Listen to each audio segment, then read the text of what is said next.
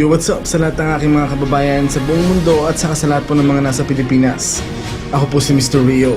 Shoutout sa lahat ng mga member ng DCW Oplan Cyber Tukang at saka sa lahat ng mga ka-team ko sa DCW. At saka shoutout sa lahat ng mga anti-Duterte na hinamon ko ng bidwar na hanggang ngayon wala pa rin sumasagot. So dahil marami ngayong mga anti-Marcos na todo protesta, meron akong liham sa inyo. Makinig kayo Deal sa lahat ng mga anti-Marcos. Alam nyo ba na anti-Marcos doesn't exist outside the government? Dahil di ko kinukonsider na anti-Marcos ang mga aktivistang nagrarally ngayon. Ito ang rason kung bakit. November 8, 2016, nagdesisyon ng Korte Suprema na payagan ng ilibing sa libingan ng mga bayani si former President Marcos, ang ikasampung Pangulo ng Pilipinas na binansagan na pinakamahusay na naging presidente sa buong mundo sa panahon niya. Pero marami pa rin ang may galit sa kanya hanggang ngayon at tutol sa desisyon na to ng Pangulo at ng Korte Suprema na payagan siyang ipalibing sa libingan ng mga bayani. Ano yun? Di pa rin kayo makamove on? Ang tagal na hunong Pero bakit nga kaya pinupush ng pamilya ni former President Marcos na ipalibing siya sa libingan ng mga bayani na pwede namang sa Ilocos na lang, di ba? At bakit tutol na tutol dito ang mga yellow garbage? Kasi ang natitirang anti-Marcos na lamang ngayon ay ang mga yellow garbage na lamang. Wala na hong iba. Yung mga estudyanteng aktivistang nagpauto at mga binayarang sumama sa People Power Revolution noong 1986 ay malamang nagsisi na. Dahil sa halip na pagbabago, panggagago ang napala nila. At sila yung mga taong umasa sa pinangako sa kanilang demokrasya. Pero pinaasa, nabigo, mas lalong naghirap kaya ng ibang bansa na lamang yung iba. Dahil naman nila na ang sarili nilang bansa ay nadisgrasya na. Dahil sa kanilang maling desisyon. Pero ika nga nila, nasa huli ang pagsisisi kaya di mo na maibabalik yun. 30 taong inalipusta at ninakawan ng bansa mo. Ba't pa kasi kailangan pang magkamali bago ka matuto sa pagkakadapa mo? At wala kayong napansin sa mga aktivista noong kapanahonan ni former President Marcos o kahit hanggang ngayon, karamihan, estudyante? Ibig sabihin, estudyante na lang ang kaya nilang gawing ignorante. Una sa lahat, anong kinalaman ng mga estudyante na to sa panahon ng martial law para sumama sa mga rally? Di ba pwedeng mag-aral na lang kayo? Alam ko na. Dahil mali ang tinuturo at panay kasinungalingan ng kanilang pinag-aaralan tungkol sa kasaysayan ng Pangulong na respeto ng buong mundo na pinabagsak ng oposisyon kasama ng mga uto-uto at mga nabayaran nating mga kababayan. Pero ang totoo, ang may galit at inggit lang naman sa mga Marcos ay ang mga Aquino. Tapos, naghakot ng mga taong inuto at binayaran ng kanilang mga kapartido. Dahil dalawa ang source ng mga yellow garbage para makakuha ng mga tao para mag-rally para sa kanila, para ibagsak ang presidenteng kalaban nila. Una, yung mga kabataang nalaso ng mga isipan nila. Pinamulat sa kasinungalingan na sa ganon, mamuo ang mga galit sa mga puso nila. Kaya po yung mga nakikita nyo mga estudyanteng rallyista, sila yung mga nauto na mga anti-Marcos nilang maestra. Kaya parang wala ring silbing nakapag-aral kayo sa mga malalaking universidad dahil mali ang tinuturo at mga librong nabasa nyo tungkol kay former President Marcos, kaya naging kayong mga utak yellow tard. Kaya nga nagdilibot sa mga eskwelahan si Dilimaw para lasunin ang kaisipan ng mga kabataan. Kaya bago niya malason ang kaisipan ng ating mga anak, dapat na ho tayong manawagan na ipagbawal ang mga yellow garbage na to sa mga eskwelahan dahil panay katangahan at kabobohan lang naman ang mga sinasabi ng mga yan. Ang pangalawang source nila para makakuha ng mga tao para mag-rally para sa kanila ay ang mga kababayan nating mahihirap. Di ba nga nabanggit ko sa inyo noon na ang totoong definisyon ng poverty is the oligarchs' political machinery. Ito ang rason kaya di inaangat ang buhay ng mga kababayan nating mahihirap. Dahil pag ginusto ng mga yellow garbage na politiko na magparali o magka-people power, meron sila agad mahahagilap. Kahit di nila alam ang pinaglalaban basta mabayaran lamang ng 1,000 piso sa sama na agad. Barya lang ang katapat, magiging na silang alagad na mga magnanakaw sa gobyerno na nangalipusta ng bansa at ng pamilya mo para manlimos ka. Mas gusto nila na mangmang at ignorante ka para madali ka lang nilang mauto at mamanipula. Yun ang masakit na katotohanang mahirap tanggapin. Dahil sa pagiging nating uto-uto, ang ating bansa ay naghihirap pa rin. So sino ang may kasalanan? Siyempre, tayo pa rin. So yung po ang dalawang source ng mga yellow garbage para makakuha ng mga tao para mag-rally para sa kanila. Una, yung mga kabataang nalaso ng kanilang mga kaisipan. Pangalawa, yung mga kababayan nating lugmok sa kahirapan. So ngayon alam nyo na anti-Marcos doesn't exist outside the government anymore. Ang mga anti-Marcos na ngayon ay yung mga aktivistang nasa pwestong nakinabang sa mga perang ninakaw ng mga kapartido ni Cory Aquino mula pa noon. Kaya isang malaking kalokohan na gawing santo ang taong nagpasimula ng kalbaryo ng ating bansa. Well, kung pagpipilitan niya ng mga kaalyado nila mga pare sa simbahang katoliko, tama nga, nakatokliko priest ang dapat sa inyong ibansag. Doon sa mga gustong maging santo si Cory Aquino, ha? Sila yung mga paring may katok, kaya katokliko priest ang dapat itawag sa kanila. Sa mga estudyanteng aktivista, hindi kayo anti-Marcos. Nauto at nalaso lang ang mga isipan nyo ng mga profesor nyong trabahador ng inyong campus. Manaliksik, mag-analisa at magtanong sa mga taong nakakaalam at huwag bumase sa mga bias na media lamang. Alalahanin yung mga yellow garbage at Aquino Cuangco ang kumokontrol sa mga istasyon na yan para gawin tayong mangmang at ignorante lang. Pero kung talagang galit kayo sa mga Marcos, panindigan nyo. I-boycott nyo lahat ng mga pinagawa ni former President Marcos. Huwag kayong dumaan sa San Juanico Bridge, sa NLEX, SLEX o kahit sa EDSA. At maghanap din kayo ng ibang airport ha, huwag sa NAIA. Umalis kayo sa Region 1 to 12, pati sa NCR. Huwag din kayong sumakay sa LRT, MRT at PNR. Huwag kayong gumamit ng kuryente ng Meralco at tubig ng MWSS. At huwag nyo rin kunin ng 13-month pay nyo ha. Ibigay na lang ho natin sa mga kababayan nating mga homeless para may pakinabang pa. Pero bago ko tapusin ang video na to, meron ako sa inyong iiwanang katanungan. Dahil pati rin ako nahihiwagaan. Di ko sinasabing totoo to. Napapaisip lang din ako kung bakit sa libingan pa ng mga bayani, pwede namang sa Ilocos na lamang kung talagang maraming tutol, di ba? So ito ang katanungan ko sa lahat ng mga anti-Marcos kuno. Paano kung ang pagpapalibing kay former President Marcos sa libingan ng mga bayani ay may kasunduan pala? Na pag doon siya inilibing, mamamahagi sila ng ilang porsyento ng itinago niyang kayamanan para sa ating bayan at sa ating mga kababayan. Magrarally o magagalit ka pa ba? Gamit-gamit ng utak pag may time, ba?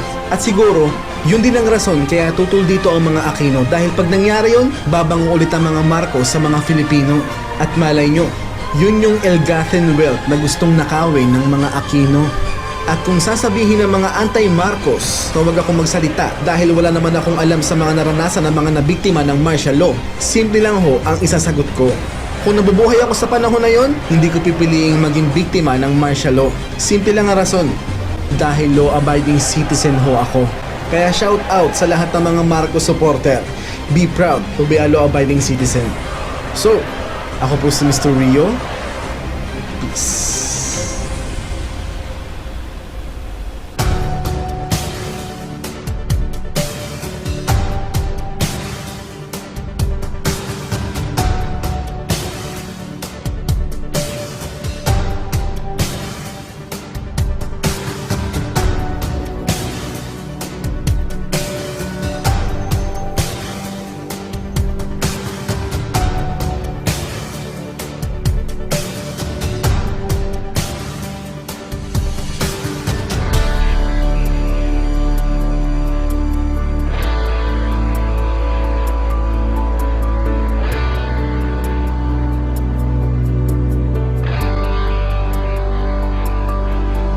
Sabay natin harapin ang isang magandang kinabukasan sa pamamagitan ng pagkakaisa muli ng sambayanang Pilipino. Mabuhay Diliig! Teka. Concern lang po ako sa inyo mga kabayan. Alam ko po na mahalaga sa ating lahat ng oras. Kaya para di na masayang ang oras nyo, di ko na lang po isasama ang video niya dahil waste of time lang po talaga na makita pa ang pagmumukha niya. Boss Mangmang Eldevera, makinig ka. Dahil sa dami ng mga bidyong napanood ko sa pagiging anti-Marcos mo, dun ko napatunayan na bumabalik pala sa'yo ang salitang mangmang sa tuwing sinasabihan mong mangmang ang mga Marcos supporter. Nakilala ka ng mga tao dahil sa mala intergalactic dimension ng pag-iisip mo sa mga bagay-bagay. Pagkatapos sa issue ka lang pala ni Marcos sasablay. Di ako nabuhay ng kapanahunan ni Marcos, pero inanalyze ko ang mga opinion na magkabilang panig. Ikaw, yung negatibo lang ang inalam mo. Ito kasi ang tanong niya, bakit daw umabot pa ng 14 million ang boto ni Bongbong Marcos nung nakaraang eleksyon? Well, ipapaliwanag ko sa iyo at sa mga anti-Marcos na katulad mo kung bakit, sa mga simpleng paliwanag lang. Ayos ba? Dahil ang totoo ay naging mabuting presidente si President Marcos. Marami siyang nagawa sa bayan na hanggang ngayon napapakinabangan nyo pa rin. Hindi ko na kailangang isa-isahin, baka abutin tayo ng 20 minutos dito. Tunay ang pagmamahal niya sa bayan at sa taong bayan, kaya minahal din siya ng mga tao. At siya lang naman ang tinagurian na pinakamatalino at pinakamahusay na naging pangulo sa buong mundo sa panahon niya. And take note mga anti-Marcos, hindi magnanakaw si Makoy. Dahil bago siya maging pangulo, mayaman na talaga siya. Dahil sinuwerte siya nung naging siyang abogado ng isang pamilya na nagmamay-ari ng 640,000 metric tons of gold. At ang binayad sa serbisyo niya ay 30% ng 640,000 metric tons of gold na yun. Dalawa silang binayaran sa 30% na yun.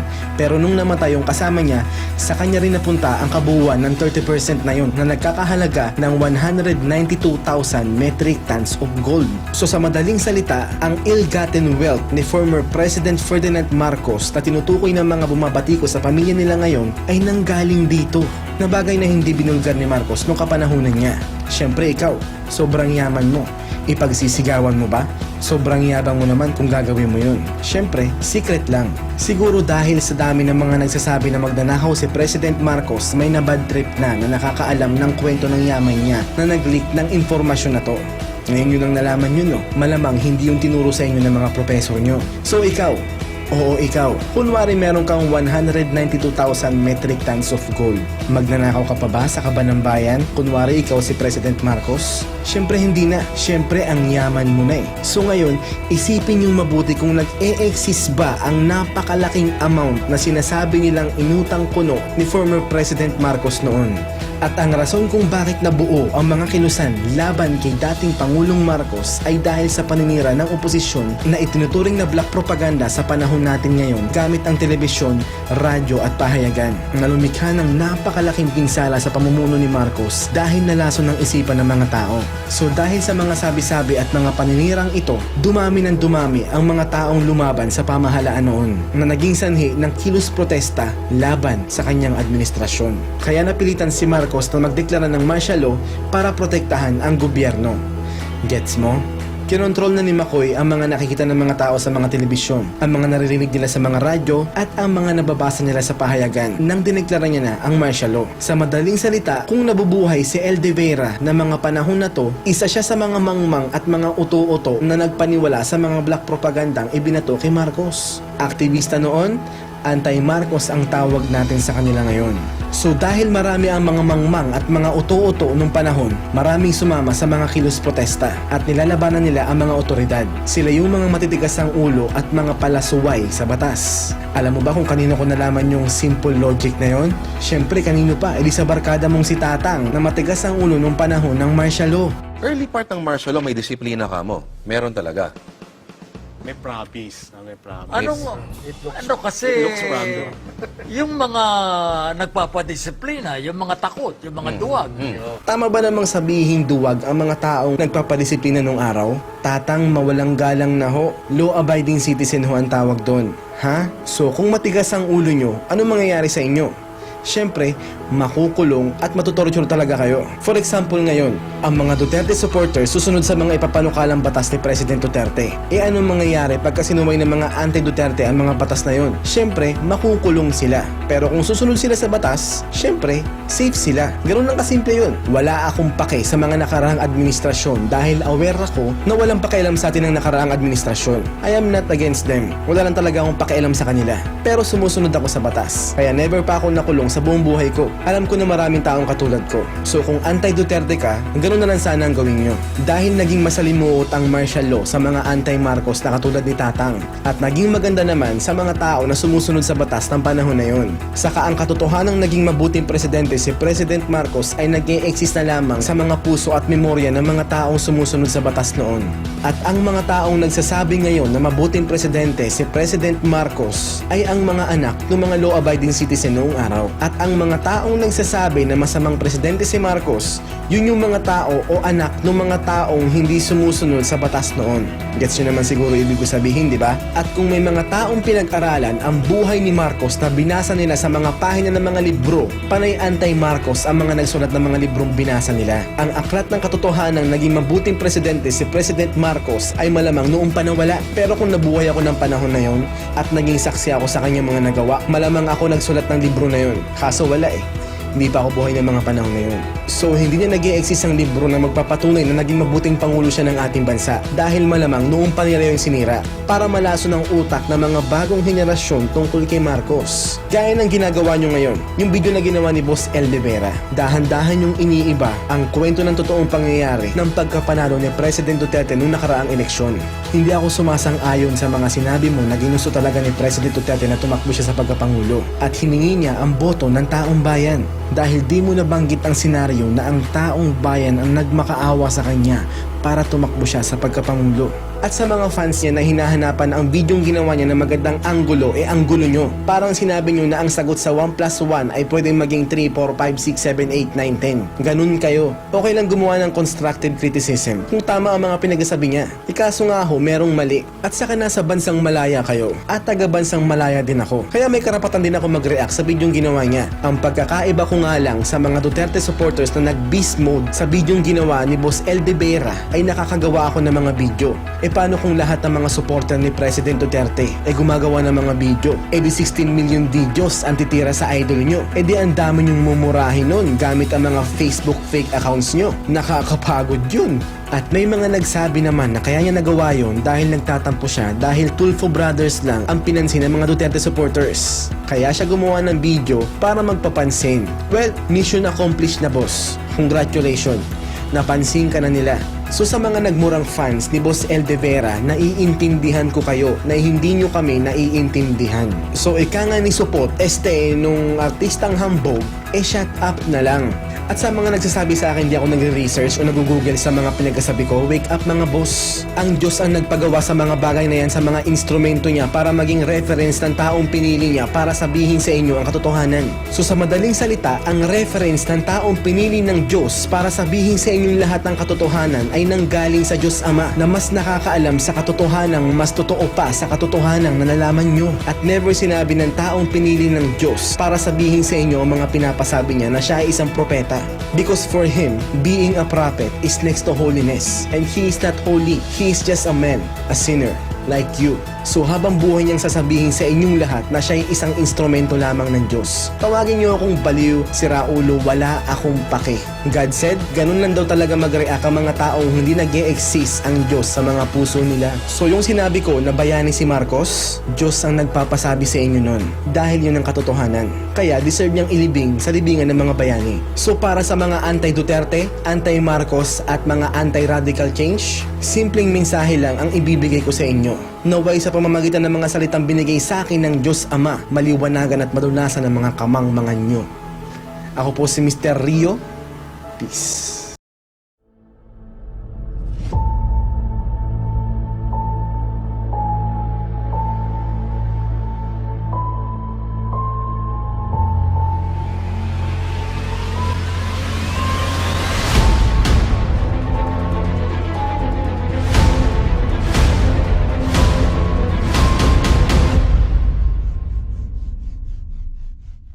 Yo, what's up sa lahat ng aking mga kababayan sa buong mundo at saka sa lahat po ng mga nasa Pilipinas.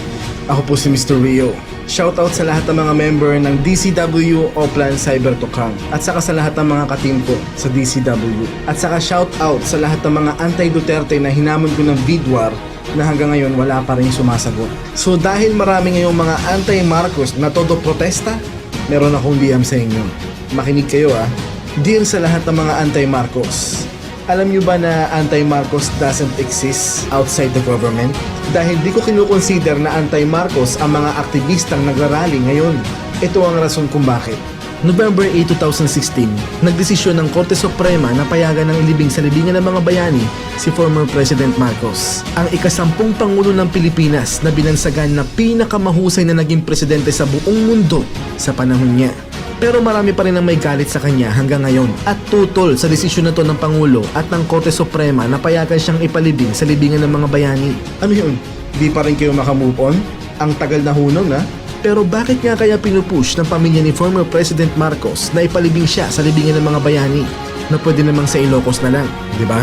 At bakit tutol na tutol dito ang mga yellow garbage? Kasi ang natitirang anti-Marcos na lamang ngayon ay ang mga yellow garbage na lamang. Wala na hong iba. Yung mga estudyanteng aktivistang nagpauto at mga binayarang sumama sa People Power Revolution noong 1986 ay malamang nagsisi na. Dahil sa halip na pagbabago, panggagago ang napala nila. At sila yung mga taong umasa sa pinangako sa kanilang demokrasya. Pero pinaasa, nabigo, mas lalong naghirap kaya ng ibang bansa na lamang yung iba. Dahil naman nila na ang sarili nilang bansa ay nadisgrasya na. Dahil sa kanilang maling desisyon. Pero ika nga nila, nasa huli ang pagsisisi kaya di mo na maibabalik yun. 30 taong inalipusta at ninakawan ng bansa mo. Ba't pa kasi kailangan pang magkamali bago ka matuto sa pagkakadapa mo? At wala kayong napansin sa mga aktivista noong kapanahonan ni former President Marcos o kahit hanggang ngayon, karamihan, estudyante? Ibig sabihin, estudyante na lang ang kaya nilang gawing ignorante. Una sa lahat, anong kinalaman ng mga estudyante na to sa panahon ng martial law para sumama sa mga rally? Di ba pwedeng mag-aral na lang kayo? Alam ko na. Dahil mali ang tinuturo at panay kasinungalingan ng kanilang pinag-aaralan tungkol sa kasaysayan ng Pangulong na respeto ng buong mundo na pinabagsak ng oposisyon kasama ng mga uto-uto at mga nabayaran nating mga kababayan. Pero ang totoo, ang may galit at inggit lang naman sa mga Marcos ay ang mga Aquino. Tapos, naghakot ng mga taong inuto at binayaran ng kanilang mga kapartido. Dahil dalawa ang source ng mga yellow garbage para makakuha ng mga tao para mag-rally para sa kanila, para ibagsak ang presidenteng kalaban nila. Una, yung mga kabataang nalaso ng mga isipan nila. Pinamulat sa kasinungalingan na sa ganon, mamuo ang mga galit sa mga puso nila. Kaya po yung mga nakikita nyo mga estudyanteng rallyista, sila yung mga nauto na mga anti-Marcos nilang maestra. Kaya parang wala ring silbing nakapag-aral kayo sa mga malalaking universidad dahil mali ang tinuturo at mga librong nabasa nyo tungkol kay former President Marcos, kaya naging kayong mga utak yellow tard. Kaya nga nagdilibot sa mga eskwelahan si Dilimaw para lasunin ang kaisipan ng mga kabataan. Kaya bago niya malason ng kaisipan ng ating mga anak, dapat na ho tayong manawagan na ipagbawal ang mga yellow garbage na to sa mga eskwelahan dahil panay katangahan at kabobohan lang naman ang mga sinasabi ng mga yan. Ang pangalawang source nila para makakuha ng mga tao para mag-rally para sa kanila ay ang mga kababayan nating mahihirap. Di ba nga nabanggit ko sa inyo noon na ang totoong definisyon ng poverty is the oligarchs' political machinery. Ito ang rason kaya di inaangat ang buhay ng mga kababayan nating mahihirap. Dahil pag ginusto ng mga yellow garbage na pulpolitiko na magparali o magka-people power, meron sila agad mahahagilap. Kahit di nila alam ang pinaglalaban basta mabayaran lamang ng 1,000 piso sa sama na agad. Barya lang ang katapat, magiging na silang alagad na mga magnanakaw sa gobyerno na nangalipusta ng bansa at ng pamilya mo para manlimos ka. Mas gusto nila na mangmang at ignorante ka para madali ka lang nila mauto at mamanipula. Yun ang masakit na katotohanang mahirap tanggapin. Dahil sa pagiging nating uto-uto, ang ating bansa ay naghihirap pa rin. So sino ang may kasalanan? Siyempre, tayo pa rin. So yun po ang dalawang source ng mga yellow garbage para makakuha ng mga tao para mag-rally para sa kanila. Una, yung mga kabataang nalaso ng kanilang mga kaisipan. Pangalawa, yung mga kababayan nating lugmok sa kahirapan. So ngayon alam nyo na anti-Marcos doesn't exist outside the government anymore. Ang mga anti-Marcos na ngayon ay yung mga aktivistang nasa pwestong nakinabang sa mga perang ninakaw ng mga kapartido ni Cory Aquino mula pa noon. Kaya isang malaking kalokohan na gawing santo ang taong nagpasimula ng kalbaryo ng ating bansa. Well, kung pagpipilitan niya ng mga kaalyado nila mga pare sa simbahang katoliko, tama nga, nakatokliko priest ang dapat sa inyong ibansag. Doon sa mga gustong maging santo si Cory Aquino, ha? Sila yung mga paring may katok, kaya katokliko priest ang dapat itawag sa kanila. Sa mga estudyanteng aktivista, hindi kayo anti-Marcos. Nauto at nalaso lang ang mga isipan nyo ng mga profesor nyong trabahador ng inyong campus. Manaliksik, mag-analisa at magtanong sa mga taong nakakaalam at huwag bumase sa mga bias na media lamang. Alalahanin yung mga yellow garbage at Aquino Cuangco ang kumokontrol sa mga istasyon na yan para gawin tayong mangmang at ignorante lang. Pero kung talagang galit kayo sa mga Marcos, panindigan nyo. I-boycott nyo lahat ng mga pinagawa ni former President Marcos. Huwag kayong dumaan sa San Juanico Bridge, sa NLEX, SLEX, o kahit sa EDSA. At maghanap din kayo ng ibang airport ha, huwag sa NAIA. Umalis kayo sa Region 1 to 12, pati sa NCR. Huwag din kayong sumakay sa LRT, MRT at PNR. Huwag kayong gumamit ng kuryente ng Meralco at tubig ng NWSS. At huwag nyo rin kunin ng 13-month pay nyo ha. Ibigay na lang ho natin sa mga kababayan nating mga homeless para may pakinabang pa. Pero bago ko tapusin ang video na to, meron ako sa inyong iiwanang katanungan. Dahil pati rin ako nahihiwagaan. Di ko sinasabing totoo to. Napapaisip lang din ako kung bakit sa libingan pa ng mga bayani, pwede namang sa Ilocos na lamang kung talagang maraming tutol, di ba? So ito ang katanungan ko sa lahat ng mga anti-Marcos kuno. Paano kung ang pagpapalibing kay former President Marcos sa libingan ng mga bayani ay may kasunduan pala na pag doon siya inilibing, mamamahagi sila ng ilang porsyento